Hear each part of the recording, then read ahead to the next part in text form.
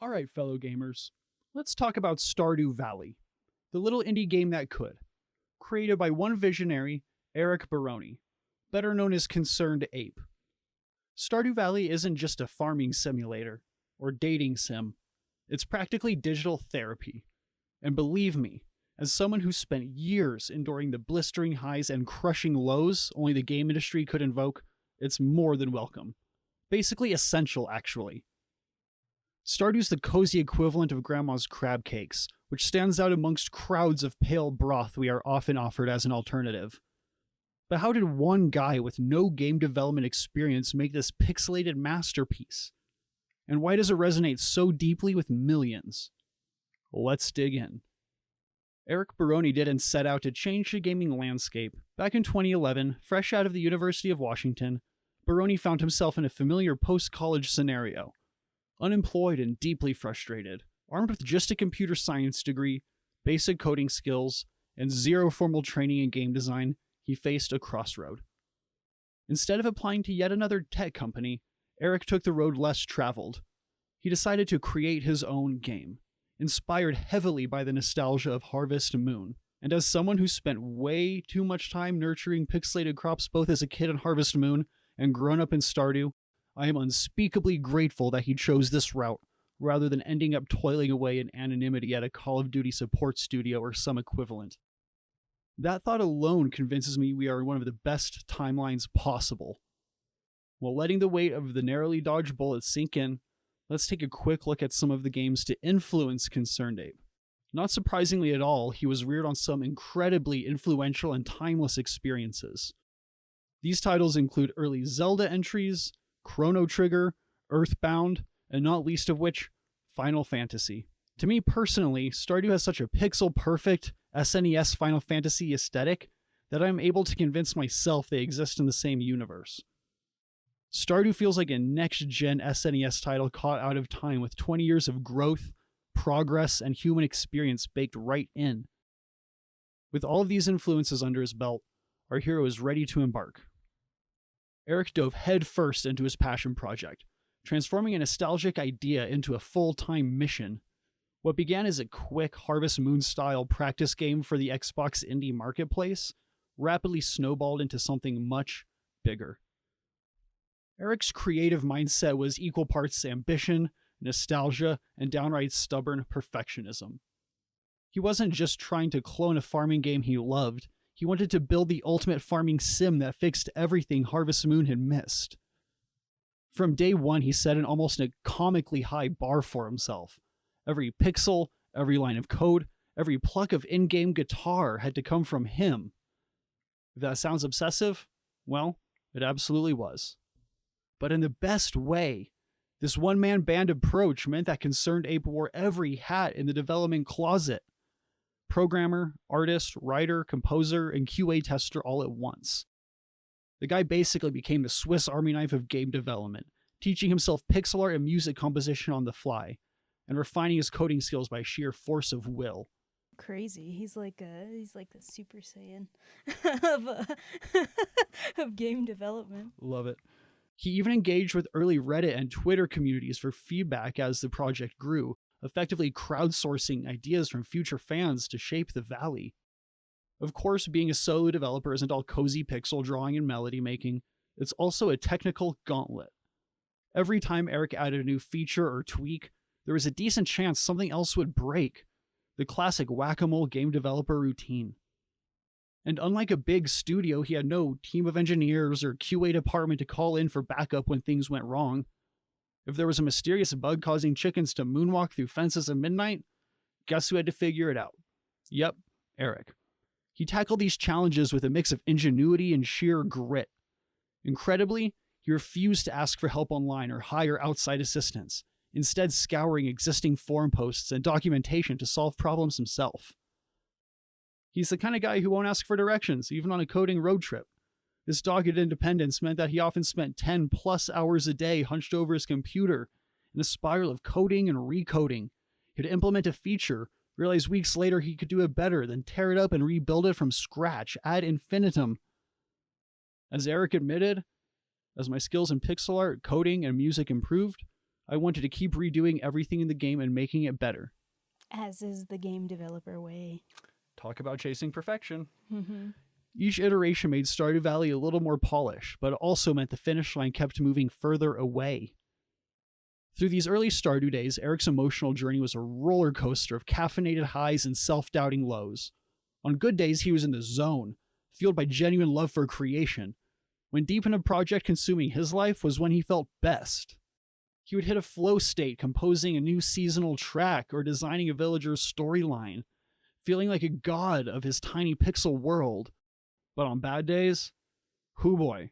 Imagine spending 4+ years largely alone, working in your cramped apartment while your peers move on with careers. It takes a toll. Eric was so consumed that his longtime girlfriend Amber often had to pry him away from the screen for basic life activities. To quote her, he would be working all day till 11:30 p.m. and I would be like, hey, you have to get off the computer. We have to eat dinner. We have to watch an episode of Star Trek. Yes, apparently it took Starship Enterprise and home-cooked meals to remind him there was a world outside Pelican Town. Eric juggled a part-time theater usher job in the evenings to pay rent, then spent every other waking hour crafting Stardew Valley. Wow. Yeah, definitely obsessive. Committed and obsessive. Yeah, in the best way. In the best way. This routine was as brutal as it sounds. 7 days a week, 12 hours a day on average, a level of commitment that is equal parts admirable and slightly insane. Isolation and exhaustion were constant companions. As months turned to years, he battled bouts of imposter syndrome and burnout. He'd stare at his project and wonder, is this even any good? Or have I just wasted years on a pixelated pipe dream? There were plenty of times he outright hated his own game and felt it was awful, but he kept pushing forward regardless. That perseverance came at a psychological cost. By the end of development, Eric was so deep in the pixelated weeds that he lost all objectivity. He later confessed that after playing and tweaking the same game daily for 4 years, he had no objective sense of if the game was good or not, and even thought it might be bad. My selfish self would argue that in retrospect, Eric's sacrifice and suffering were a drop in the bucket in relation to all of the joy, peace, and healing that his creation brought the world. Talk about not seeing the forest for the trees, or in this case, the valley for the crops. Ironically, some of Eric's earliest validation came long before he finished the game. When he first announced Stardew Valley on Steam Greenlight in 2012, the response was overwhelmingly positive, with eager players basically saying, "Shut up and take my vote to get this farming adventure approved." That surge of community support convinced Eric that his labor of love had an audience and gave him much needed confidence boost, and perhaps a jolt of, oh no, people actually expect something now. It attracted the attention of a little indie publisher called Chucklefish, who swooped in around 2013 to offer support with non-development tasks and marketing. This allowed Eric to focus purely on development, free from worrying about setting up websites or dealing with business emails. Still, aside from a few friends and family testers and Amber's occasional play sessions, Eric toiled in relative isolation for most of the project. He mostly kept the game private until it was nearly complete, which is wild when you consider most studios have QA teams tearing a game apart for months looking for bugs to squash. For years, the only person who truly knew Stardew Valley's ins and outs was Eric himself, which made his final steps toward the finish line especially nerve-wracking. Oh, I bet. You're like right at the finish line and then... And solely responsible to see it through. Yeah. It would be tough. Mm-hmm. As the planned release drew closer, the pressure reached a fever pitch. By late 2015, Eric was teetering on burnout and seriously contemplating whether he would ever get this thing out the door. Friends and even Amber were gently asking if maybe it was time to wrap it up. Her parents certainly were curious when their future son-in-law might finally be done with that game.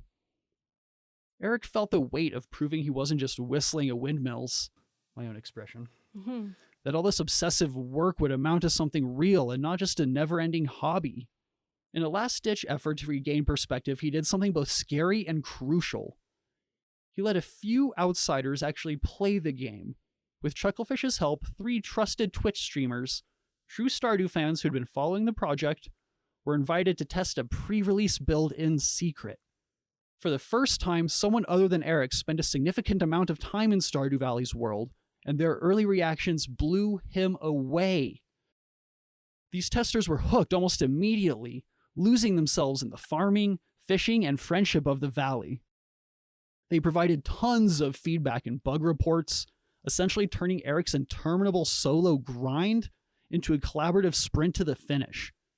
It became a running joke among the trio to see if they could find bugs faster than Eric could fix them. Spoiler, they usually couldn't. He was patching things at breakneck speed. With their encouragement, Eric's confidence in the game soared back. He realized, holy crap, this thing I made is actually fun. The early players were laughing, smiling, and obsessing over one more day in-game. Clear signs that Stardew had that special magic. Through their fresh eyes, Eric finally saw the goodness in his creation that he'd been too exhausted to see.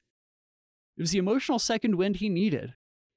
In those final months, Eric fine-tuned every detail. Literally up to the night before launch, he was tweaking things like how long a virtual day lasts. But now it wasn't out of uncertainty. It was with the excitement of someone who knows they're about to share something truly special with the world. The creative process that began as one employee guy's whim had evolved into a nearly 5-year odyssey of passion, perseverance, and personal growth. Eric Baroni emerged from those early Stardew Valley days a bit older, a lot wiser, and with a pixelated masterpiece ready to harvest. All the technical headaches, lonely nights, perfectionist rewrites had been worth it. He had poured his heart and soul into Stardew Valley, and that heart would radiate to millions of players and kick off an indie game revolution. To put it plainly, Stardew Valley wasn't created by a team of artists, developers, and composers. It was just Eric, alone, for nearly 5 years. This man did it all. Coding, pixel art, writing the entire game's dialogue, composing the soundtrack, and even handling PR in the first half. When most indie devs burn out, Eric doubled down. The guy was an absolute machine, fueled by passion, stubbornness, and frankly, a healthy dose of obsession. Eric and Stardew are pitch-perfect examples of what can happen when one genius is able to transcribe their own vision into something more tangible. Something they can share with the world, without danger of having too many cooks in the kitchen or corporate interference. The result is not only a timeless piece of art, but something that I feel gets stronger with age.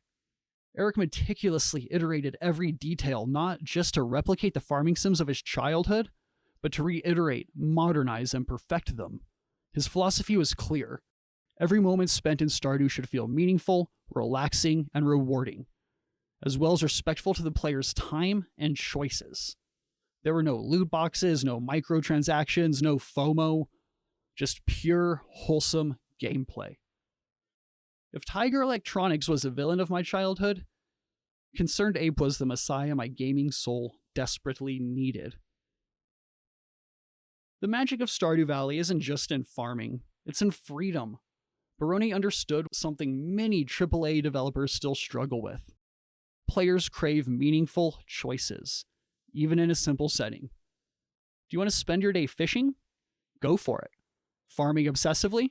Go ahead. Wooing every villager romantically while ignoring your crops entirely? Weird flex, but go ahead. Even seemingly minute choices, ones that we tend to take for granted in real life, have resonating impacts in the game. Staying up too late and having it affect our productivity the next day. We've all been there and it feels real. He's taken aspects of life, turned them into limitations in game, and the experience is stronger for it. That not only is exemplary of masterclass game design, but an innate awareness of human nature. The result bleeds humanity, relatability into every facet of the experience. The bedtime alone could be written about at length. Eric also carefully crafted NPCs with depth and heart. They weren't just pixels, they had backstories, dreams, and struggles. A surprising amount of emotional weight. And as any Stardew veteran knows, characters like Shane, Abigail, or Linus, even though I can't romance him without mods, or why we keep coming back, we care because ConcernedApe cared. When Stardew Valley dropped in 2016, it exploded. Millions of gamers, young and old, furry and weeb, casual and hardcore alike, dove into this pixelated paradise. It wasn't just a hit, it was a phenomenon. Twitch streamers, memes, endless YouTube tutorials. Stardew became a cultural staple overnight, reviving and redefining the farming sim genre. But its impact ran deeper. Stardew Valley proved a crucial point. Games don't need sprawling worlds, cutting-edge graphics, or massive budgets to be impactful. All they need is genuine heart, player agency, and thoughtful design. The indie scene saw a massive boost, with countless developers citing Baroni's work ethic and success as their inspiration. Now let's touch on how much life, vibrance, and inspiration has flowed from the indie scene. To be clear, a handful of indie bangers did come out well before Stardew in 2016. With Binding of Isaac, Terraria, and even Minecraft, Eric's favorite game of all time, released in 2011, Hotline Miami in 2013, Shovel Knight in 2014. These are just some of my favorites. Insert your favorite here. The indie renaissance was well underway when Stardew hit the scene. Stardew just helped to legitimize the idea that any indie game, any indie developer, could be able to provide experiences which overshadowed their AAA counterparts. This could be attributed to pure, undiluted artistic vision, able to be manifested with zero corporate greed involved. Games by gamers instead of committees. Games born of a desire to make the best game possible rather than the most lucrative product. Today, Stardew Valley has sold over 20 million copies, and Baroni is revered as not only a developer, but as an inspiration, a f***ing icon.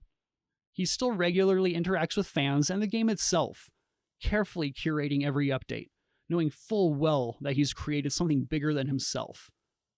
This isn't just a game, it's comfort food, a mental health escape, a community cornerstone. It's medicine. Stardew Valley isn't going anywhere soon, and neither is its legacy. And speaking of legacy, Eric has been meticulously reiterating and expanding on Stardew for 9 years since its initial release, introducing new farms and even regions with robust endgame content, making it available on mobile and accessible to as many people as possible. His next project, Haunted Chocolatier, remains a mystery, but is feverishly anticipated by his fanbase and the gaming community as a whole. Whether it is able to capture the magic of Stardew in terms of its scope and influence, having such a profound impact on gaming, remains to be seen. Regardless, I am beyond excited to see what the future holds regarding ConcernedApe's creative output. So, what perspective on Stardew Valley and Eric Baroni can I share that hasn't already been articulated to perfection? I can't, because the game gets the love and recognition it deserves. So I will reiterate on some of the sentiments that resonate with me the most. Is it nostalgia made art in pixel form? An indie miracle? An example of gaming done right? Honestly, it's all of these. Eric Baroni didn't just make a game. He reminded the industry what gaming should be about. Joy, passion, community, and most importantly, respect for players. And honestly, as a jaded gamer who's seen every industry gimmick, cash grab, and controversy imaginable, as well as currently being trapped in a hellish digi-realm, it's games like Stardew Valley that keep me sane, centered, and empowered as a gamer and human being. ConcernedApe, wherever you are, thank you. Seriously. So that's the story of Stardew Valley's creation, reception, and impact. The improbable success born from sheer brilliance and unilateral dedication to craft. Whether you're tilling virtual fields, romancing villagers, or just enjoying the pixel-perfect sunset, Stardew Valley is proof that sometimes one passionate person really can change the gaming world. Speaking of the game world, Paint is going to bring us into the world of Stardew Valley itself, with a breakdown of its lore, art, and more. How am I going to follow that up? Great job, Ryan. Thank you. So excited to pretty much tell you all about the narrative of Stardew. Maybe you've heard a lot of it, maybe you haven't. I know not a lot of us romance every single player in the game. I'm certainly not one of them. Mostly a Shane guy myself. You're a Shane guy, okay. Oh, yeah. I'm more of a Leah gal, I think. I think just finding another artist was so fun in that game. Up until now, I thought Robin and Leah were the same person. Oh my gosh. No, they're not. All right, so let's start with the heftiest part, the narrative and the grounded themes of Stardew Valley and how its characters are the bones of the entire structure.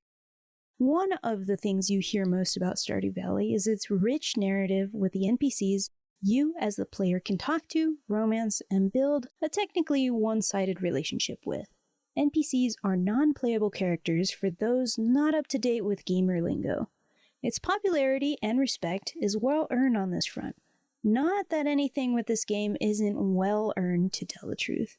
However, considering Stardew Valley is one of my all-time favorite games, I can be a little biased, but I digress.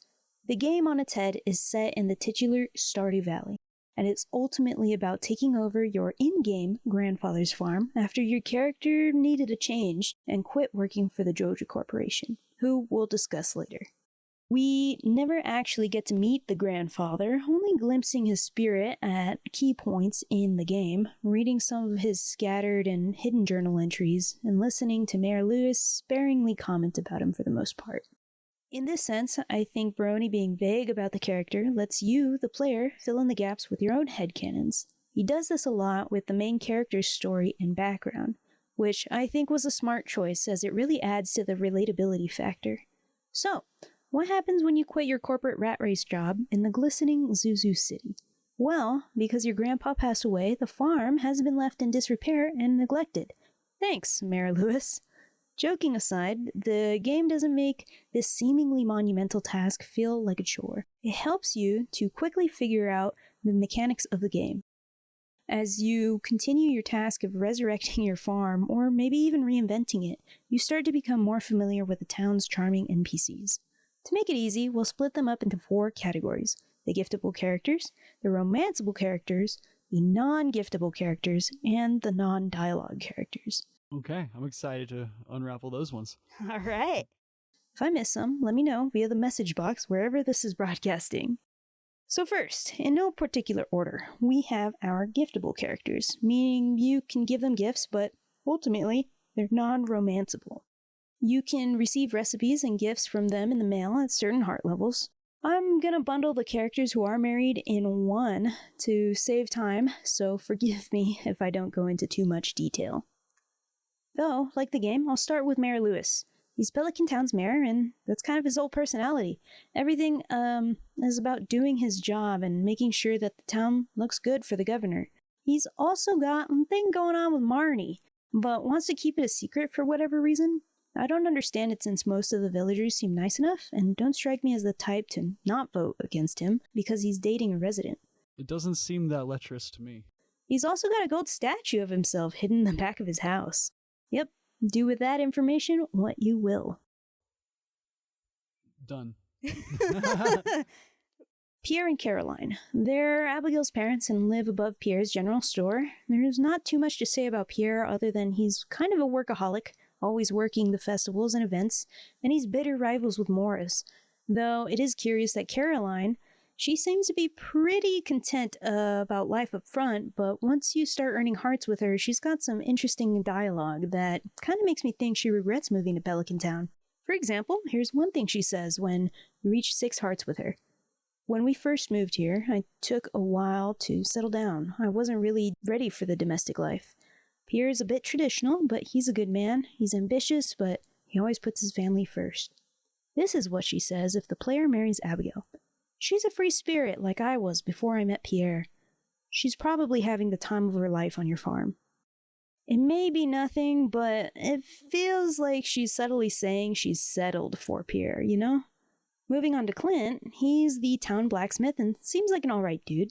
He does fawn over Emily, like all the time when they're in the same room together, but he can't seem to muster up the courage to ask her out. The in-game character, Emily. I was concerned. You got nothing to be worried about, Ryan. The guy's alright, but there's not too much to report with him. Robin and Demetrius. Robin runs her own carpentry shop just outside of town on the mountain, and Demetrius is a scientist who studies the local wildlife. Now, don't come for me, but Robin's one of those characters that is so hyped up in the fandom, but I really don't see it. She's pretty straightforward, has a quick temper with Demetrius sometimes, and loves woodworking. Demetrius is similar on that front. He's a man of science, and in one of Morrow's early cutscenes, he shows he's very protective of her, though he doesn't have any dialogue about Sebastian, like zero. It's weird to me because that's his stepson, but he only talks about Morrow and a handful of times about Robin, his wife. The rest is like sciencey stuff, but not one word about the emo in his basement. It's curious is all I'm saying. We all have an emo in our basement we don't like to talk about. Evelyn and George, Alex's grandparents, George being the town grump and Evelyn basically being the town grandma. Her and George have lived in Pelican Town for over 30 years and knew the player's grandpa very well before he passed. George doesn't talk too much about anything other than being old and being plain old grumpy. He's a tough nut to crack, but basically he used to be a worker in the mines. His grandpa was a farmer, and the reason behind his grumpiness is because he thought nobody cared about the old folks in town. In his arc, you really see a change from how he interacted with the character at first, the player character, to how he kind of evolved like a person. Now, that's what I come to see in Stardew Valley. With Gus, he's the owner of the Star Drop Saloon, the bartender, and the guy who's known for the best cooking in town. He often laments about Pam not paying her tab, but is too nice of a guy to say anything because they're friends. Other than that, though, he's just a guy who loves to cook. Pam, so moving on to a less cheery character, Pam is the archetype of the town drunk. But there's a few more layers to her character than just that. In the narrative structure, she serves as a commentary on the capitalist nature of society, chewing someone up and spitting them out when they don't serve you. She used to drive the town bus before it broke down, before you, the player, moved to Stardew Valley. Before you fix the bus, she spends her days at home until noon, then only leaving to walk to Joja Mart and pick up Joja Cola. Penny, being her daughter, is the sole breadwinner for the lack of better terms, and obviously worries about her mom. Putting the detective hat on and reading into Penny and Pam's story, you can kind of put together that Penny's father isn't exactly in the picture, or maybe never was. Generally, when Pam speaks about herself, she doesn't have the highest confidence either. With these bits of information, you can infer that she's had a rough go-around. I think it just speaks to the narrative that you can always see the surface level of someone's struggle, but not truly know what they've been through, even with getting to know them better. Marnie and Jas. Marnie, the supplier for all of our farming needs and animal needs, the aunt to Jas and Shane and secret lover of Mayor Lewis. She regularly exercises with Jody, Emily, Robin, and Caroline in Pierre and Caroline's home above the general store. Other than the secret affair with Mayor Lewis, there's not really much going on with her. When you reach 4 hearts with Shane, she enlists your help with trying to get him to wake up out of being passed out on the floor with cans around him, to which you can assume what happened to get him to that state. To be honest, she's one of the characters I wish we got some more lore or scenes with Mayor Lewis, because that's interesting. But I recognize there can only be so much in a game like this. We'll have to see what Haunted Chocolatier has in store. Baroni said it's set on the same planet, but not necessarily in the same timeline, or even country. There's not too much to be said about Jas other than she's just your cute little girl of the normal variety. Her parents did die, leaving Shane as her godfather, and now they're at their Aunt Marnie's ranch. Jody, Kent, and Vincent. Jody's a stay-at-home wife, and Kent's a veteran with hinted-at PTSD. They're both the parents of Sam and Vincent, and overall, even after Kent comes back home, things remain pretty much the same. Everyone has their routines. Jody walks around the town for the most part. Sam goes to work, either at Joja Mart or the library, and then heads home. Vincent, the same with school. But Kent, he's often staring into the distance, either behind his house or at the river. His 3-heart event actually broaches on the subject of his fight in the war, as he had a reaction to Jody making popcorn. She doesn't realize it's triggering a traumatic flashback for him, so they ask the player to intervene. Based on all of his reactions to the dialogue that the players presented, it's obvious he loves his wife and is just going through it. Moving on, though, with Vincent, like with Jazz, he's a pretty normal kid. Leo. Leo's the kid we find on Ginger Island, who's found a family with parrots and has lived off the land. Ginger Island, for those of you who don't know, is one of the newer areas of Stardew Valley that's been updated in 1.6. I don't know if Birdie's been taking care of him, but I doubt it since the path to the beach was blocked and Leo's only mentioned the parrots ever being his family. When you bring him to Pelican Town, he takes to Linus like a house on fire. He starts to fit in with Jas and Vincent under the tutelage of Penny, and that's what we know so far. He's basically cast away as a kid. So That's pretty heavy. yeah. Linus. Linus is a sort of nomad of the town, and not much is known about him. I won't say he's necessarily homeless, because he'll often say this is a way of life, indicating it's a choice for him to live this way, whereas homelessness is not. Also, he was actually one of the first villagers I befriended. Unfortunately, though, not all the villagers see him as just an environmentally conscious man living off nature. They tend to see him as either a poor guy or a weirdo, and according to him, his tent's been vandalized a few times. Though I won't say he's a complete outcast, he does have Leo when you reach the Six Heart event, and he seems to be friends with Rasmodius since they stand next to each other on the Spirit's Eve. He also has the player as a friend if you so choose. He's a solid guy. Willie. Willie's the chillest fisherman there ever was. He can sell you fishing equipment in his fish shop at the beach. He'll also buy any fish you catch or shells that you find. For the most part, he stays in Pelican Town, ferries the player to and from Ginger Island for basically gas money after you fix his boat. Some trivia for you, though. His name used to be Dick before the game was released, so that tells you where Baroni's mind was at when he was designing him, I guess. We've all been there. Sandy. Now, what's there to say about the mysterious merchant with a secret casino being operated in the back of her shop? Well, she's friends with Emily, for starters. They write to each other, so there's some sort of relationship there. With the player, once you reach 7 hearts, she just sends you a recipe in the mail. Like Marnie, she's one of the characters I'd like more information and lore on. But there does seem to be a charm in the mystery, so maybe lore is not a good idea. I'll leave that up for you to decide. The wizard, Rasmodius, the wizard, ooh. Just like Sandy, he remains sort of mysterious. I only say sort of because we know his ex-wife is the witch that flies over the town through a quest and through his 6-heart dialogue. He also talks a lot about the magic of the town and the mermaids, so we know way more about him than we do Sandy, at least.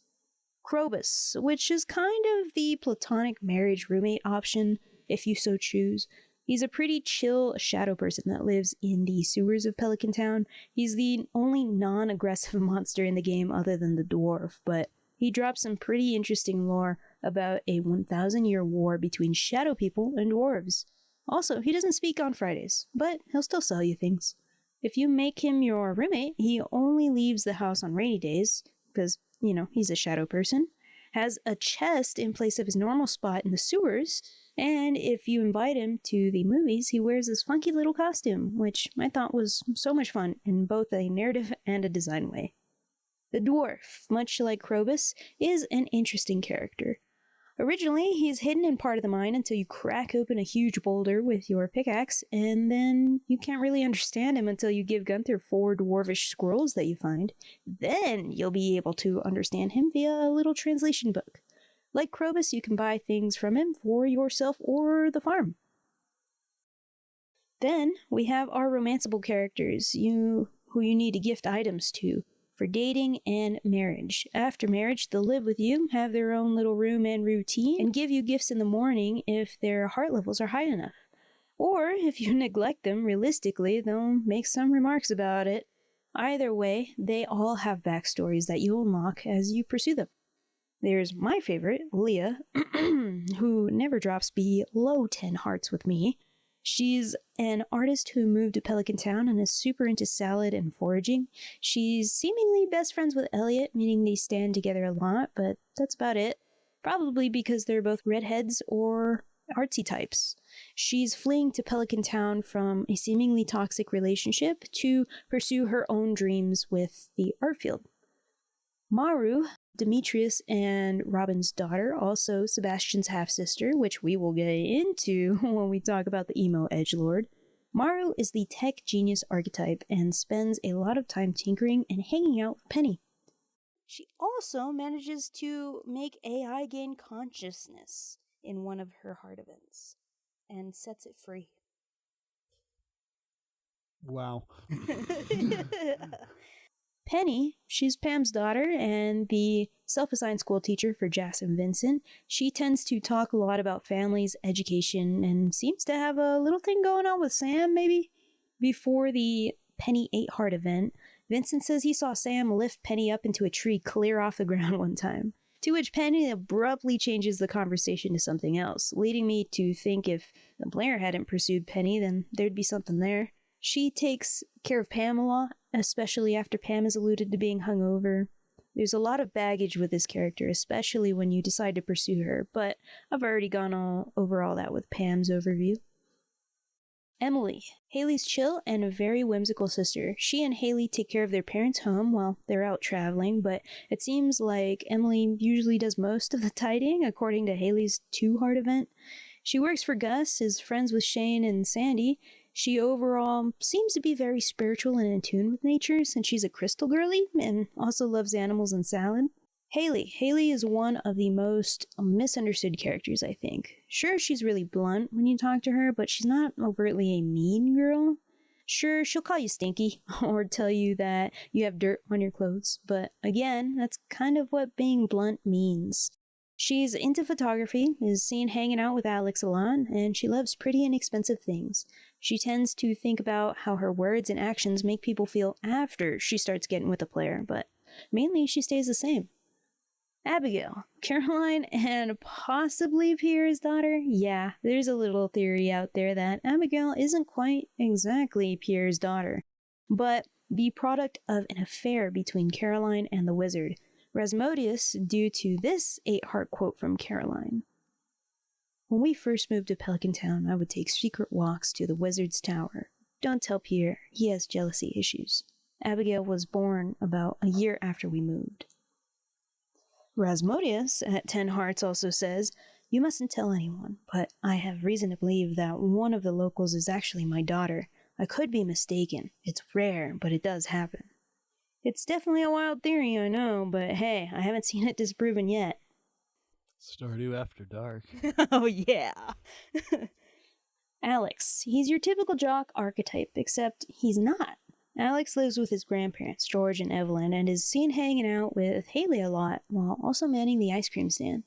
When you start on a path with Alex, his personality doesn't change too much, except he does open a lot more on what his life used to be like before his mom passed away and he moved to Pelican Town. There's a little more to his reasoning for being obsessed with sports, and it's because it makes him feel close to her still, and so that he won't end up like his abusive dad. Elliot, this flowy and loquacious character, is a writer who, similar to Leah, moved to Pelican Town to enhance his art. But, unlike Leah, he's actually struggling with writer's block and wanted time away from the city to dial in on writing. And that's all I got on Elliot. Harvey, the town doctor, who's not your stereotypical old man doctor. I mean, he's got hobbies that are kind of an acquired taste, but for the most part, he's meant to be around the player's age. He's a sweet guy who cares about everyone in town and takes his job seriously. A lot of people think he's got a thing with Morrow, but I don't see it. Sam, Jody and Kent's son, older brother to Vincent. He's known for skateboarding, being in a band with Sebastian and Abigail, and overall just a chill character. The only altercation I've ever seen him in is arguing with Mara Lewis in his 6 Heart event, but for the most part, he's a skater boy who mostly takes things in stride, for better or for worse. Sebastian, Robin's son, Demetrius' stepson, and Maru's half-brother. Because tonight will be the night that I will fall for you, was a character, it'd be Sebastian. He's got a motorcycle, he smokes, and he wears all black. There's also a theory that he's actually a ginger, like Robin, and dyes his hair black. There's an actual mod for Stardew Valley that only changes Sebastian's hair color, and it cracked me up the first time I heard about it. He feels that since his mom married Demetrius and had Maru, he's been on the back burner and sort of hidden away from the family, but there's not really a lot of evidence supporting this. Robin talks about him a lot, more than Maru actually, and Maru talks about him, but wishing he kind of acted more like a brother than whatever they're doing now. Demetrius, though, he doesn't talk about him at all. So yeah, a little complicated there, but it seems to get better once he moves out and starts living with the player, if the player chooses to pursue him. Shane, and last but certainly not least, we have everyone's favorite misunderstood and tragic character.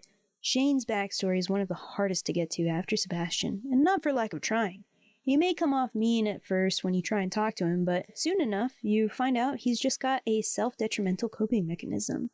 He's had a really rough go of it. He's Jas's godfather and Marnie's nephew. He's depressed, and once you learn why, you can kind of understand his line of thinking. His story is one of those that are dark, emotionally heavy, and deals with grief, depression, and thoughts of self-harm. So if you do decide to play his route, just make sure you're taking care of your mental health and not triggering some unwanted feelings with this one. On that note, let's move to a lighter topic. Finally, we have our non-giftable characters, who we can neither romance nor gift anything, as the name implies. Basically, they don't want anything to do with you other than the quest that presents itself, or for plot reasons. We got Birdie, the old woman on Ginger Island. We have the bouncer, the shady-looking guy in the back of Oasis. He'll only let you through if you have a special club card from Mr. Key. Fizz, he sells perfection waivers in Ginger Island's Mushroom Cave and is an employee of the Joja Corporation. He's a weird guy. Gil, this old fart, is one of the senior members of the Adventurer Guild, emphasis on senior, and he can be found asleep in the movie theater when Marlin's there, or the Desert Festival, but mostly he's at the guild in his rocking chair by the front desk. The governor, he comes by for the luau and is sometimes at the movie theater. Not too much to report on him. Gunther, he runs the museum, accepts donations, and sometimes posts quests on the special orders board. The witch's henchman. He likes void mayonnaise. That's all I know about him. He's in that little cave by the train tracks. Marlin, he runs the Adventurers Guild and will buy monster loot from you as well as sell you weapons. He lost his eye in the mines, but we're not sure exactly how. Morris, we all know this guy. He's the Joja Mart manager. Enough said. Mr. Key, he operates the shady casino that the bouncer is guarding at the back of Sandy's shop. He's also got a walnut room on Ginger Island. He's a pretty mysterious guy, but with the blue skin and shades, I got a theory that he's an interdimensional being who accidentally struck it big and doesn't know what to do with the wealth. That, or he's got a skin condition. Professor Snail. This guy's one of those characters that is just a cutie, I think. The player meets him trapped in the Mushroom Cave on Ginger Island, but he's the guy who has that little field office tent. He trades stuff for golden walnuts, and look at him. He looks like a friendly little grandpa. And technically, our grandpa, on the account of him being perished, is also one of these characters. He does leave you with some things to do in Pelican Town and around the valley. Plus, we see his ghost from time to time. So, there's that. And last but not least, the rest of the NPCs that build out the world, but don't really have dialogue to ponder on. Their existence is solely to get you along to where you need to go, or to give you what you need. To speed this along, I'll say them really quick. Here we go. The bookseller, the witch, the cactus trader, the desert trader, the island trader, the traveling card, the raccoon family, the hat raccoon, and the old mariner. Out of all these folks, as you can tell, most of them have pretty fleshed out stories, even those whom you can't romance or build a relationship with, without the help of mods, of course. They at least all contribute to the world or story in the world. They have a purpose. I think this really enhances the grounded feeling of Stardew. Not an entirely easy thing to do when your main campaign is mostly a solo run and you have literal monsters, dwarves, and wizards in the world. It's great from a writing standpoint because that's one of the main roles in story writing, right? Make sure a character has a reason to be there. Overall, it really helps to endear the player more to the optional task of interacting with the townsfolk, whereas with other games, it seems like more of a chore, you know? For example, this may be a hot take, I don't know. Feel free to disagree with me in the comments, and this isn't a critique or a diss, but in Animal Crossing, you basically have to consistently keep up with your sometimes hard to acquire villagers lest they want to move away. This is a fact of that world's gameplay, right? So take Stardew Valley, where there are no stakes if you decide to grind through the mines for in-game days or weeks at a time with no contact with the outside town. The NPCs don't make you feel bad for it. It may not be realistic per se, but it adds to that subconscious feeling of security where things will be how they were when you left them. There's this underlying feeling of coziness that really helps the narrative and overall gameplay, I think, even when you're fighting slimes in the mines and accidentally let your HP drop to 0. You're not necessarily worried about dying. Okay, yeah, I mean it sucks, don't get me wrong. You lose some key items, maybe some money, and for me, I feel a little embarrassed. But it's not a worry about starting all the way back at the beginning like you do for platformers, or losing all your items like with roguelikes. So, this feeling of coziness, as you get acclimated to how things work and how the in-game world works, as you complete quests and favors, as you talk with more of Pelican Town's residents, you get to know the hierarchical structure of the town and the personalities of each resident. Ultimately, if you give enough gifts or say the right things, you can learn more about these characters, even marry them if they're a bachelor or bachelorette. Now, I won't go over every little facet of each character. There are other folks who have done that way better than I could. I'd recommend Fiona Sangster's channel, as she does an incredibly in-depth character analysis on each Stardew Valley character and gives amazing perspective from a game dev angle. So once you're done listening to our quick episode, check out her channel. So back to the topic at hand, romance. Once you romance a character and give them that special bouquet, there ensues your dating phase, for lack of a better term. This is pretty standard in RPGs, but what makes Stardew Valley stand out from the narrative standpoint is that, for the most part, these characters are incredibly grounded. I know I've said that before, but what do I mean by grounded? Well, they act realistically. They're far from perfect. They have flaws. In Baroni's 2018 interview with GQ, he says, "To me, making characters feel alive includes going beyond the normal confines of what is expected from a video game character. People struggle with personal issues, and I want to portray that. I think it makes the characters a lot more relatable, not just these idyllic abstractions of people that are sometimes found in games. From Shane being a depressed alcoholic with a tragic past, to Leah having just run away to Pelican Town from a seemingly toxic relationship, these characters have layers that you peel back with every heart event, and they don't change too much when you marry them. They realistically, for the most part, stay the same. You don't magically fix them by putting a ring on it, or I guess mermaid pendant if we want to be technical. The same thing goes for you if you end up dating around and give the bouquet to all the bachelors or bachelorettes and then get to all of their 10 art events. You are chastised by the game, and they all, for lack of a better phrase, dump your ass. Now, that said about the romanceable characters, what about the non-romanceable characters? Well, you still get some amazing world building and lore. I highly encourage you to play the game because normally, in my opinion, when you're told a story or lore by a character rather than shown, it can be pretty boring. But what I think makes Stardew stand apart in this sense is the fact that you have to work for the heart event, which leads to the next snippet of lore if you want to know more. You have to figure out what a character likes, what they don't like, their routine, unless you're like me and just leave things up to chance that you find them at their home. And hopefully say the right words to unlock the backstory or even trigger a cutscene. You learn about the character, the town, even the world, through its characters and their own worldview of the world. There was a war that Kent came back from. Want to learn more about it? Well, you gotta talk to Sam. You have to explore the library and find key books that talk about it. The game entices you to explore and talk with the characters, even without the romance option. Each character has something they provide to the overarching narrative to Stardew that you can form your own opinions on. Okay, so we've covered the player character's reason for being in Pelican Town. We've covered the romance and non-romance options. So what else is there to the narrative of Stardew Valley? Well, there's a main story. I know, I should have led with that, but to be blunt, it's pretty straightforward. You, the player, you quit your job at mega capitalist Joja Corp and move to cute and cozy Pelican Town. You fall in love with the character and marry him. You have kids, you rebuild and restore the community center. You push out Joja Mart, seeking to capitalize on the town and profit from everything. You visit and populate Ginger Island. You help renovate the now abandoned Joja Mart into a movie theater. You restore your grandfather's farm and appease his spirit.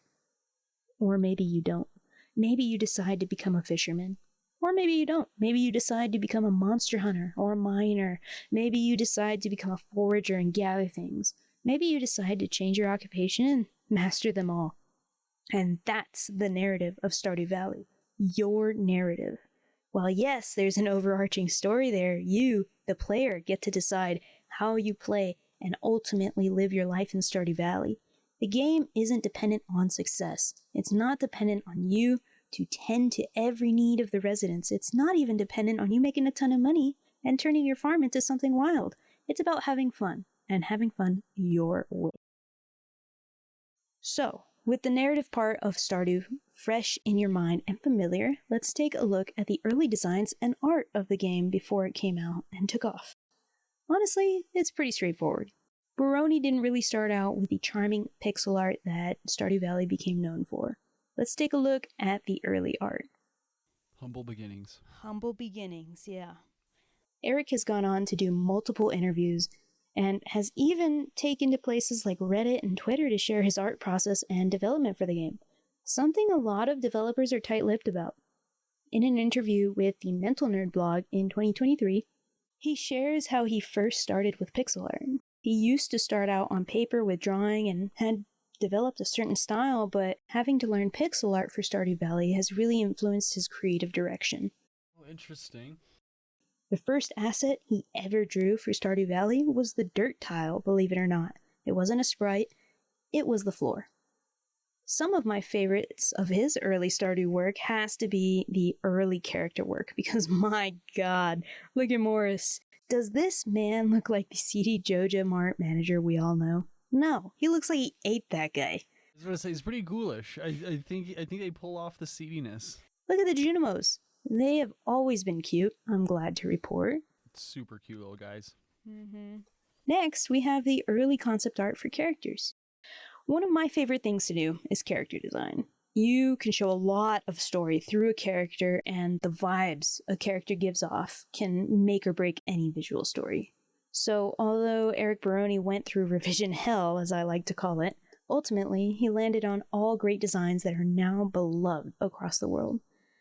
Well, maybe most designs. That is amazing. I love that. In an interview with Jason Schreier for the book Blood, Sweat, and Pixels, Baroni said that the development, especially the art, was something he'd constantly second-guess himself on. He'd get it to about 90% complete, and then, as every artist is bound to do, delete it and start over, at least 10 times, for every character. That's 300 times.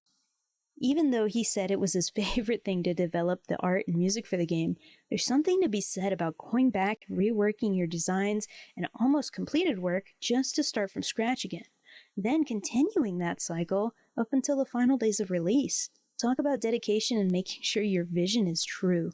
I mean, take a look at his very first pixel art, his very first video game, promotional material for the band 17 Colorful Feathers. Sure, it was a simple point-and-click adventure, and it looks not great. That looks like my pixel art. It's rough. However, if you look at this pixel art made in 2008, and then you take a look at the early concepts for Stardew Valley in 2014, then take a look at the final rendition of the game today, now that's dedication to the craft. Dedication to improving your own skills, and dedication to yourself, really. Comparing 17 Colorful Feathers quest to Stardew Valley is no contest. However, I encourage you to take a look at it in a different light. there would be no Stardew Valley without 17 Colorful Feathers Quest, which you can download for free if you want to play it. Eric Baroni shared it in his interview with GQ. The link will be in the description below. But if that's not inspiring to take a look at where you're at, whether at the beginning stages or at the end of working towards your dreams, I don't know what is. Well said. Thank you. So, how do we want to start our discussion? I just want to clear the air by saying that I actually did know the difference between Leah and Robin? And Robin.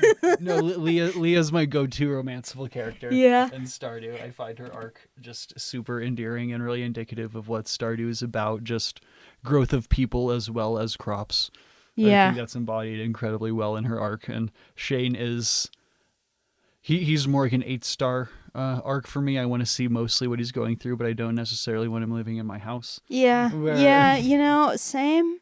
I like Shane, but man, he's got a lot of work to do. He's got some demons, and I want to see him through it, but I don't want to take personal accountability for where he ends up. Yeah, the same. I'm very much the same way. I know there's a ton of Shane girlies out there who just love him, but for me, it's always Leah. That's always my go-to. But when talking about the complexity under the surface and being rewarded for sticking with some of the more unattractive, superficially features of the game, Shane is indicative of all the game has to offer. Right. I think he's emblematic of the game's depth and the game's complexity. Exactly. The just telling the crazy, complex stories that you have to kind of earn, to get to.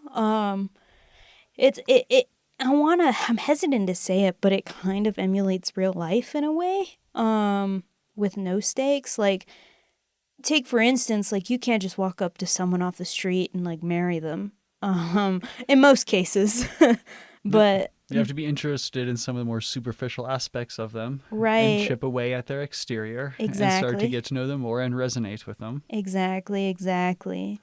Yeah, no, I absolutely loved doing our research for this episode.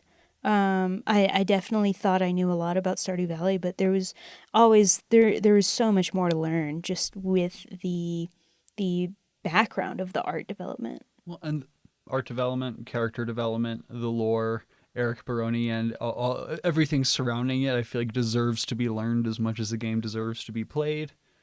And I've done maybe 3 playthroughs on Stardew Valley, maybe 300 hours total, and I still feel like I only have a good grasp of 25% of the lore, having not reached everybody's 10 heart events. Then there's still some sort of mystery there, reason to keep going back. Right. Yeah. And on that note, my first playthrough, because I knew I didn't want my first playthrough to be like my definitive one, I knew I would want to keep coming back to this game.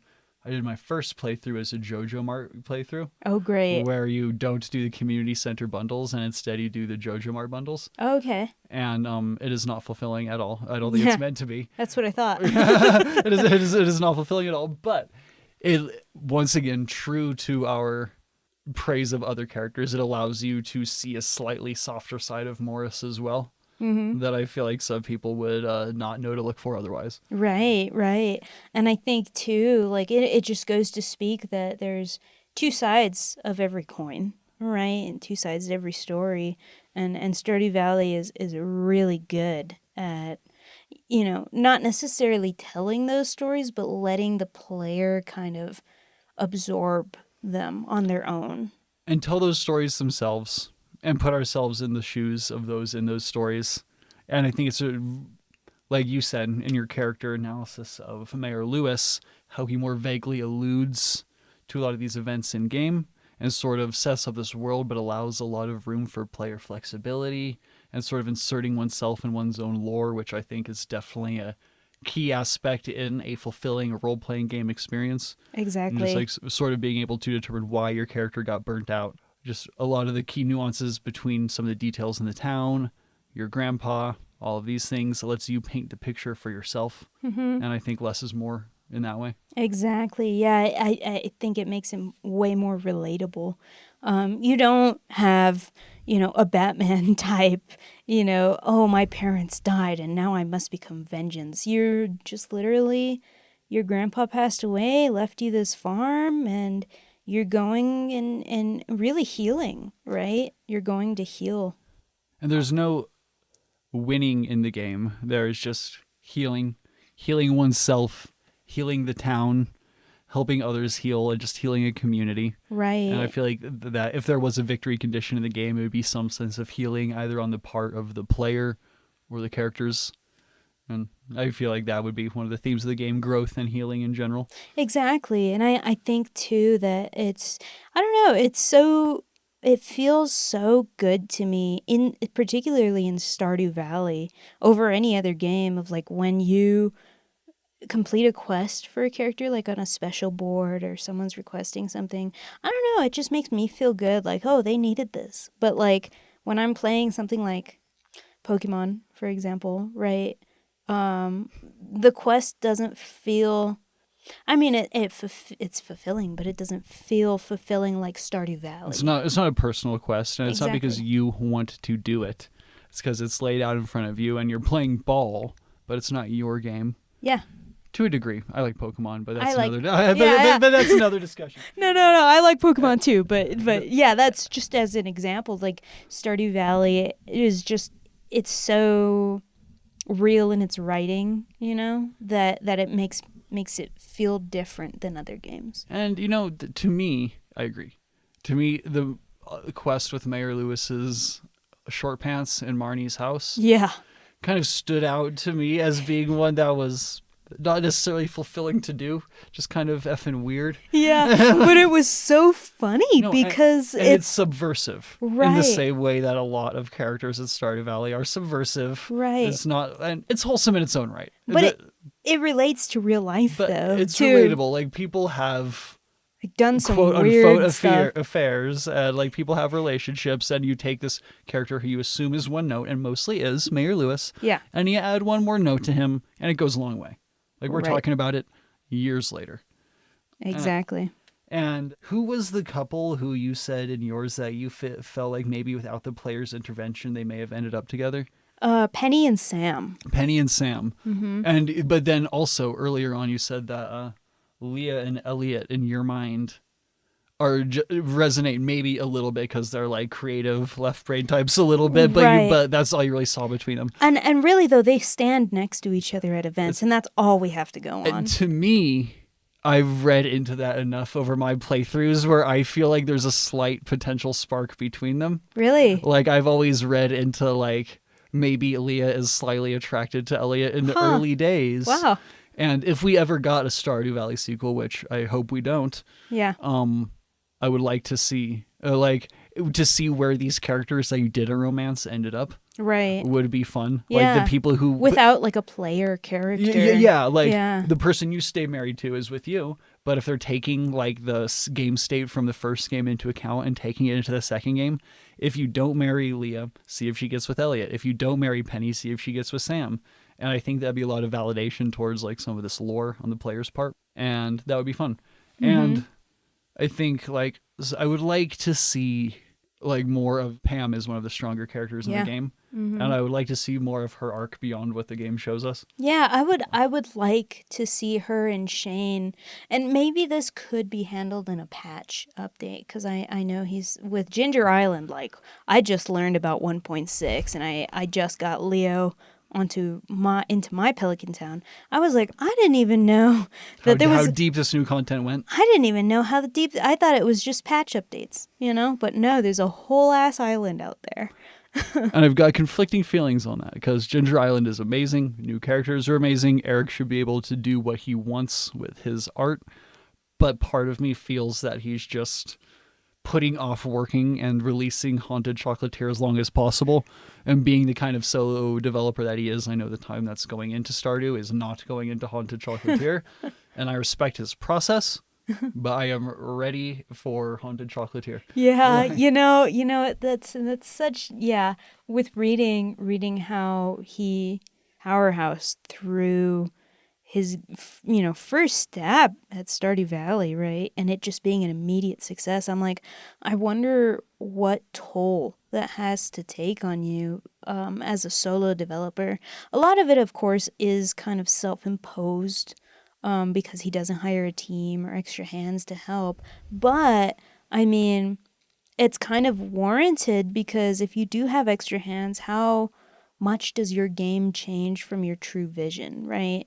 So I have to imagine that he's definitely wanting to take his time with Haunted Chocolatier. No, and he's one of the few developers where I feel like I trust him, and I trust the time he puts in. It is going to be lovely. And if we were to rush him through Stardew, we would have been forever deprived of what it finally turned out to be. I want to respect his creative process, but I'm impatient. And the 1.6 update of Stardew Valley, I love, but I'm just mixed on for that reason alone. The content is pitch perfect, but just his approach to his art is also perfect, but meticulous and slow. Ryan, you're like, I want it now. I run it now. I do, but I'm content with Stardew Valley. It is amazing, and just speaking to it as an indie game and what it's done for the industry, for gaming as a whole, I think that and a lot of its contemporaries came about at a time like right near the end of the PS3, Xbox 360 era and the begin of the Xbox One and PS4 era, when a lot of the AAA developers, your EAs, your Ubisofts, your Activisions, etc., were further away than ever from sort of not only wanting to respect their consumers, but sort of push the medium of gaming forward as a whole. Right. I think, and I guess one could argue against me on this, but this is when Toys to Life were a big craze, and I guess Toys to Life may have pushed gaming forward as a whole as a medium. For those who don't know, please explain. For those who don't know, your Skylanders, your Lego Dimensions, basically buying a full-priced, oftentimes more expensive game, your game and your little NFC reader portal for maybe, $70 to $100, and then having to unlock content that is on the disc by buying physical DLC in the form of action figures and scanning them into your game. Incredibly predatory and unfair and the most malicious form of DLC possible. And this was a dominant form of video game media that the major publishers were sort of trying to impose on players at this point in time. And let's just say that it was a point, not to say devoid of artistry, because a ton of good games came out of that period. I think it Last of Us in like 2013, BioShock Infinite same year. Of course. But I think the place the industry was as a whole, if there wasn't an alternative for people with some more curated, maybe eclectic tastes to turn, they would have been turned off by the FIFAs, the Call of Duties, the Toys to Life, the Guitar Heroes. That didn't leave a lot of room for creativity and pushing the medium forward as an art. Yeah. And I'm unspeakably grateful to your Eric Baronis and other small indie solo developers. Right, Toby Fox. Your Toby Foxes. Yeah. I off the top of my head can't think of the Binding of Isaac developers, but or your more recently your Ponkles from Vampire Survivors. Just spectacular, miraculous solo developers that didn't save the industry, but just they propelled it, expanded the industry in such a compelling way that made me, I can say with confidence that I will be a gamer forever, because I can say with confidence there will always be an experience that I will feel is for me, is fulfilling, and is awesome. Right. And I think too, I mean, it's just good. Stardew Valley has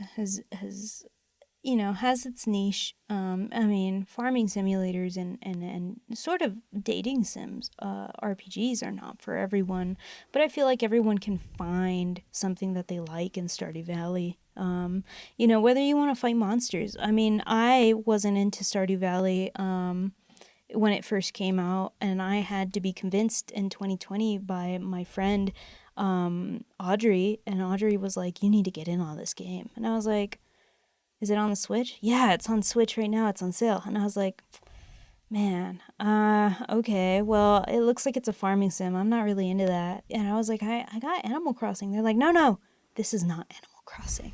This is not Animal Crossing. This is elevated. And I was like, okay.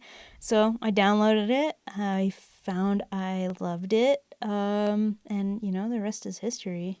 And, my wife, Emily, I got her into gaming in 2020. And she started with mobile gaming, and her first real, not to say real game, but her first console game was Animal Crossing New Horizons on the Switch. Okay. Which is a phenomenal experience. But the game I got her after that deliberately was Stardew Valley, because I think it's It's a gateway. Where Animal Crossing, it's easy enough to dump 100 hours into it.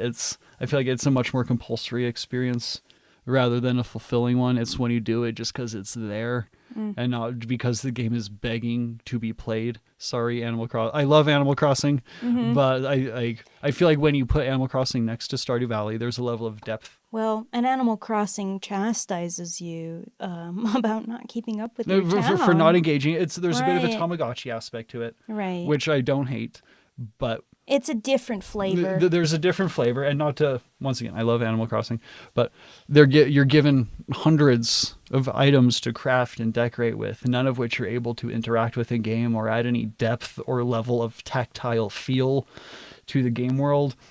Stardew Valley, everything you can craft has a purpose. Right. You feel stronger for having it. You feel more fulfilled for having it. Each character has a purpose. Each character has a purpose. They're not caricatures. They're not cartoons.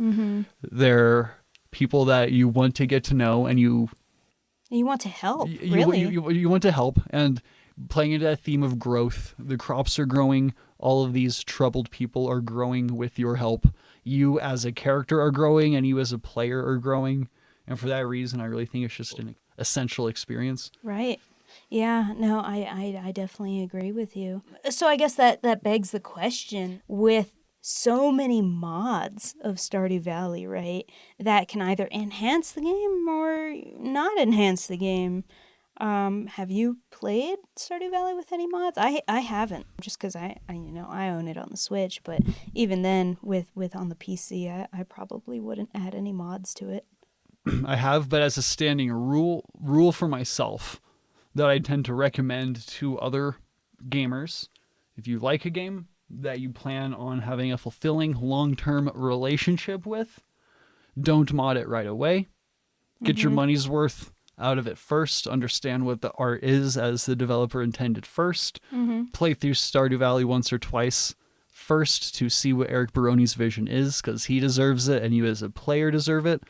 But when it comes to mods, look at Stardew Valley Expanded. I think it is on par with Eric's work adding Ginger Island. It adds an entire new region. It adds like dozens more characters and relationships. Wow. Crops and items. To me, like, it is the definitive Stardew Valley experience. Okay. But it's one that, once again, I recommend playing through the whole game first. That way you can understand what it brings to the table and not take it for granted. Right, I think exactly. in a game that's about kind of seeing the valley for the crops and being like enjoying the small things and stopping to smell the flowers, you want to take in the more curated experience before handling a more expansive one. And the other mod is that I love, it turns all of the non-interactable cosmetic animals, little birds and squirrels, into Pokemon. And gives you like dozens, if not hundreds, of Pokemon decorations for your house. Wow. Like if you're familiar with the secret bases in Ruby and Sapphire for Pokemon, just all of the craftable cosmetics for your secret base you can make for your house in Stardew Valley. And for me, that is a crossover made in heaven.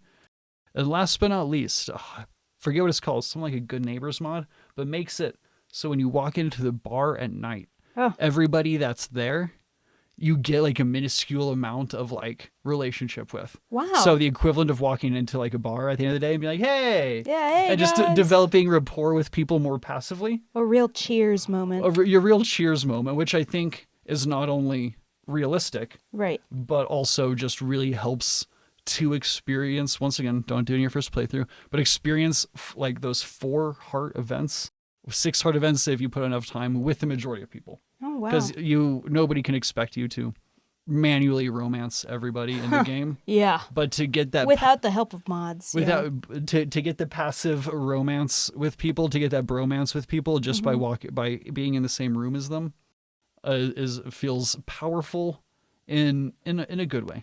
Yeah. So, thank you for asking. Yeah, I mean, I just, you're a PC gamer for the most part. So I was curious about, if you did play with any mods. I'm more of that console gamer, right? I got my Xbox, I got my PS5 and my Switch. So I think we really represent the full spectrum when we're talking about games. We certainly do. We can get that experience across the board and the pros and cons of each of them. And right. Owning it on Switch is great, or on PC is great. I'm also happy to own it on Switch. I think it's one of those just games that it's phenomenal. I feel blessed to have a physical copy of it. Just because, like, in this digital age, it's one of those few things that, like, it reminds me of an SNES game, and I would like to have a copy of it for forever. Yeah. Like, it's a good one. I have it physical. Very nice. It's a $10 game, but a $40 physical copy is more than worth it. I was working at GameStop. I got it there. I was like, well, it came in. Let me get it. That's amazing. Yeah. That's amazing. Yeah, okay. So then with mods kind of out of the way, have you ever tried the multiplayer mode that Stardew offers? I haven't. Me neither. I haven't. I guess we might have to do a playthrough of it. I'm totally open to that. I would scream though if anybody messed up my my farm setup, Man, yeah, no, I mean, and let us know in the comments how they handle that, because do we have two houses on a farm, or is it one of those things where one character is the main player and they build maybe like a cottage as sort of guest housing on their farm, and just some of the technical aspects I don't know about, and I would like to learn more about it and just jump in on that at some point. Right. Yeah. Same here. I would love to. So I guess, what was your favorite thing about researching this, or about researching the development process behind Stardew Valley? That's a good question. I guess just it's a game that I've given played it on the PlayStation Vita first, I think. Played it on Steam for a long time, other places. It's always been there in terms of my lexicon of modern gaming. My favorite thing.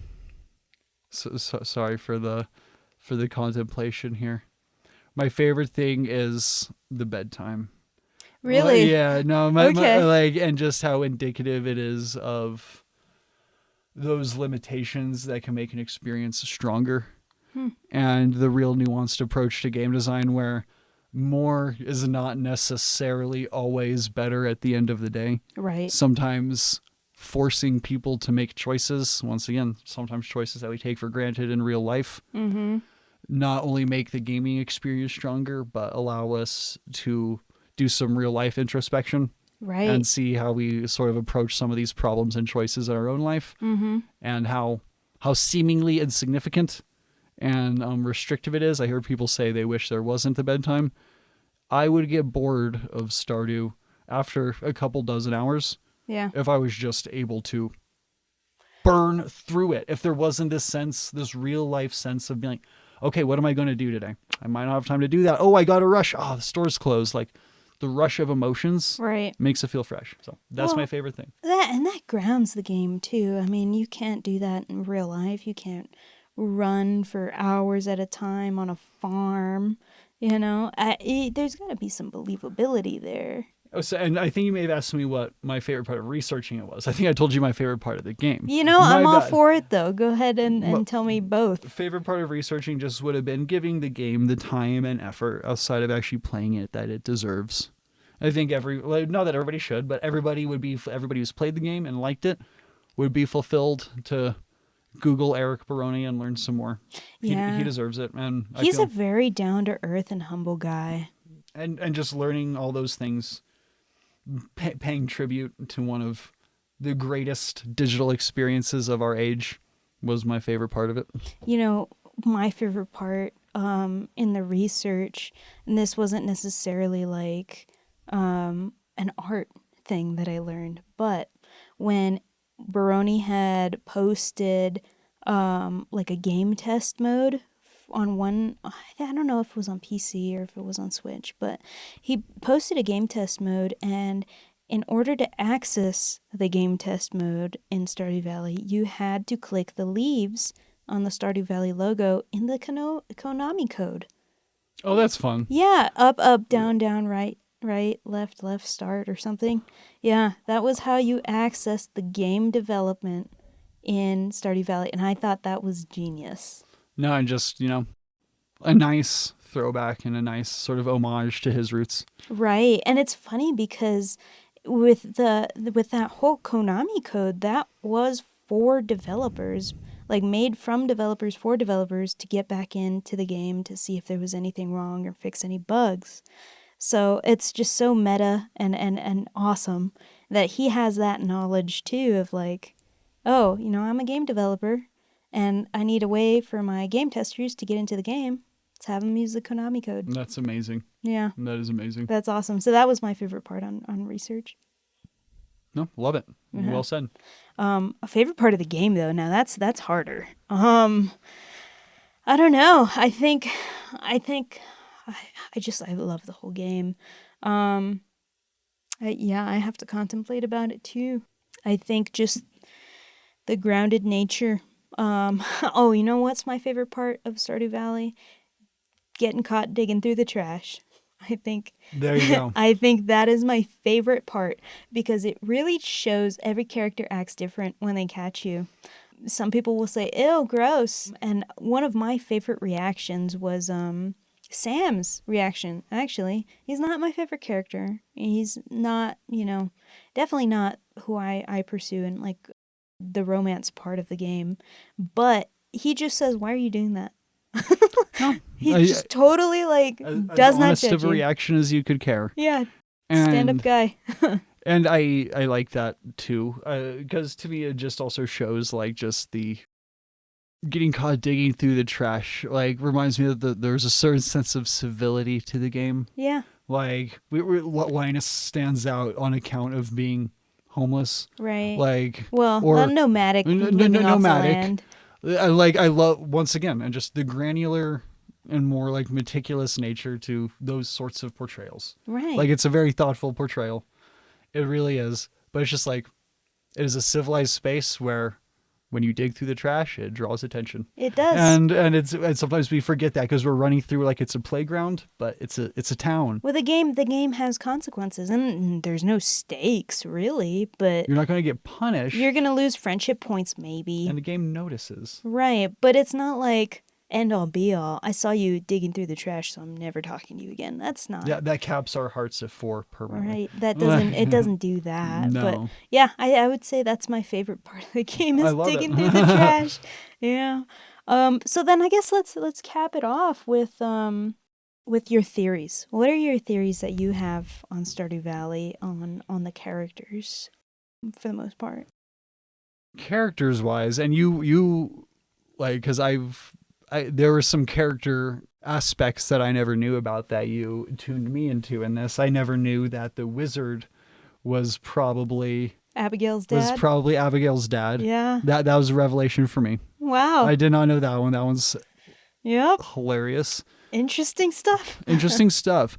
And like theories, I don't know what kinds of theories I necessarily have for it, but rather like ways that I would like to see the story expanded. Yeah. I would love to see more about like kind of the war that is currently happening. Oh yeah, the war with the Gotaro Empire or something. Yes. Yeah. And I would like almost a Fire Emblem style spinoff. Oh, that'd be amazing. Yeah. like sort of going into the details of that war would be interesting. Uh-huh. And yeah, as much as I hate to say it, theory-wise, I'm kind of... okay. That... And there's no validity to this in the game at all. Okay, then, just call it an educated wish. Educated wish is that there would be more to JoJo than they're depicted as. Huh. That seems like one of the few aspects of the game where there's very little nuance or very little to learn about this or very few revelatory moments. Right, they're kind of the one-off villain. They're one note. Like, we learned from the first cutscene that they are bad and depressive and they are the bad and they are not good. And it is kind of par for the course for the game to, subvert our expectations in that way and allow us to see beyond sometimes unattractive facades and to see Right. that there can be depth and beauty underneath ugly things. Mm-hmm. And I feel like JoJo was overlooked in that regard. Yeah. Okay. And my Okay. theory is that there's some good in there. Okay. Like, Hot take. yeah, Okay. no, that's my theory. Okay. You want to hear my theory? Yeah, no, just kidding. Yes. Well, you're gonna hear it anyway. So my theory is about Linus. Love it. Linus, as you know, is a man of mystery, right? He's the nomadic character in the town. He digs through the trash. He forages. He has a tent. He stays inside the sauna in the winter, the bathhouse. My theory is that he is kind of like the player in that regard, in the sense of I want to say he was probably well off, and at some point he decided to leave this well-off life for a pursuit of a simpler life, a lifestyle. No, in a true act of rebellion, Mhm. like against like the system, and maybe he Mhm. just plays it off with a little bit less class than our player. Or maybe he just doesn't, I feel like maybe he doesn't need to play to anyone's expectations. He doesn't seek outside validation, Right. which I personally like. If that is, I see that as a virtue in anybody. Mm-hmm. And if that is the case, props to Linus. Makes me all the more frustrated that I can't romance him. There are mods for that, right? There are mods for that. Trust me. Oh my God. But I think that would be an interesting. I haven't done it, but being able to bring Linus into your home and maybe bond over that mutual sense of disillusionment with like more mainstream society Right. would be an interesting aspect of some sort of mod that expands on your relationship with him. Yeah, because he was my first friend that I made, and like the first one that I had hearts with in Stardew Valley, right? Through my first playthrough, and I was really curious to learn what his story was, and then we never got to learn his story. And I think he's just realistically portrayed in that he puts people off. You get a few hearts with him and you try to be nice to him and you reach out to him and he still is a little bit off-putting. Well, I think too, a lot of the choices don't really play to what I feel like Linus's mindset might be, because in the game too, Robin will approach you and say, "Hey, what do you think about making Linus a house?" And Linus is there, of course, and you get to answer, "Yeah, hey, let's make you a house, Linus," or "Nah, I don't think he'd like that." If you say yes, Linus goes, "No, I don't want a house. I want to live off the land." And if you say no, then Linus is like, "Cool, thanks for understanding me." And that adds more to him. Yeah. That does add more to him. And part of it, I just wonder if he's a stubborn person who has a difficult time accepting help from other people. He is old, Or so. He kind of fits that demographic for me a little bit. Right. But also, maybe he is genuinely happy marching to the beat of a different drum. Mm-hmm. Yeah. And I guess we'll leave it at that. Hopefully this game brought you a deeper insight, dear listener, to Stardew Valley and all it has to offer. And hopefully we can escape after telling you this story. Yes. Thank you, folks. Let us know your favorite indie gem in the comments. And pray for our escape. Bye!